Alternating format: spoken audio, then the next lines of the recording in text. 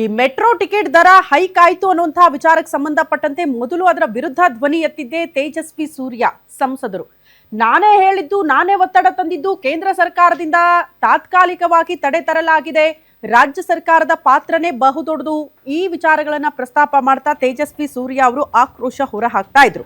ಸಾಲದಕ್ಕೆ ನಿನ್ನೆ ಪ್ರತಿಭಟನೆ ಮಾಡ್ತೀವಿ ಅಂತ ಕೂಡ ಅಲ್ಲಿ ಆಗಮಿಸಿದ್ದನ್ನ ಗಮನಿಸಿದ್ವಿ. ಬಟ್ ಈಗ ಈ ಹೋರಾಟ ಪ್ರತಿಭಟನೆಯ ವಿಚಾರಕ್ಕೆ ಸಂಬಂಧಪಟ್ಟಂತೆ ಬಿಜೆಪಿಯಲ್ಲೇ ಕ್ರೆಡಿಟ್ ವಾರ್ಗಳು ಶುರುವಾಗಿ ಹೋಗಿದೆಯಾ ಅನ್ನೋದು ಪ್ರಶ್ನೆ. ಕಾರಣ ರಾಜ್ಯಾಧ್ಯಕ್ಷ BY ವಿಜೇಂದ್ರ ಅವರ ಗಮನಕ್ಕೆ ತರದೆ ಪ್ರತಿಭಟನೆ ಮಾಡೋದಕ್ಕೆ ಸಂಸದ ತೇಜಸ್ವಿ ಸೂರ್ಯ ಅವರು ಮುಂದಾದ್ರ ಅಂತ ರಾಜ್ಯ ಬಿಜೆಪಿಯಲ್ಲಿ ಈಗಲೂ ಕೂಡ ನಾಯಕತ್ವದ ಗೊಂದಲ ಮುಂದುವರೆದಂಗೆ ಕಾಣಿಸ್ತಾ ಇದೆ.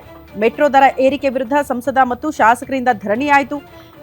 ಆದ್ರೆ ವಿಜೇಂದ್ರ ಅವರ ಗಮನಕ್ಕೆ ತರದೆ ತೇಜಸ್ವಿ ಸೂರ್ಯ ಮತ್ತು CK ರಾಮಮೂರ್ತಿ ಅವರು ಹೋರಾಟ ಮಾಡೋದಕ್ಕೆ ಮುಂದಾದ್ರು ಅನ್ನೋದು ಅಸಮಾಧಾನಕ್ಕೆ ಕಾರಣ ಆಗ್ತಾ ಇದೆ. ನಿನ್ನೆ RV ಮೆಟ್ರೋ ಸ್ಟೇಷನ್ ಬಳಿ ಇಬ್ಬರು ಪ್ರತ್ಯೇಕವಾಗಿ ಪ್ರತಿಭಟನೆ ಮಾಡೋದಕ್ಕೆ ಆಗಮಿಸಿದ್ರು. ಸಂಸದ ತೇಜಸ್ವಿ ಸೂರ್ಯ ನಡೆಗೆ ರಾಜ್ಯ ನಾಯಕರು ಈಗ ಆಕ್ರೋಶ ಹೊರ ಹಾಕ್ತಾ ಇದ್ದಾರೆ. ಗಮನಕ್ಕೆ ತರದೆ ಪ್ರತಿಭಟನೆ ನಡೆಸಿದ್ ಯಾಕೆ ಅಂತ BY ವಿಜೇಂದ್ರ ಅವರು ಕೂಡ ಅಸಮಾಧಾನ ಹೊರ ಹಾಕಿದ್ದಾರೆ.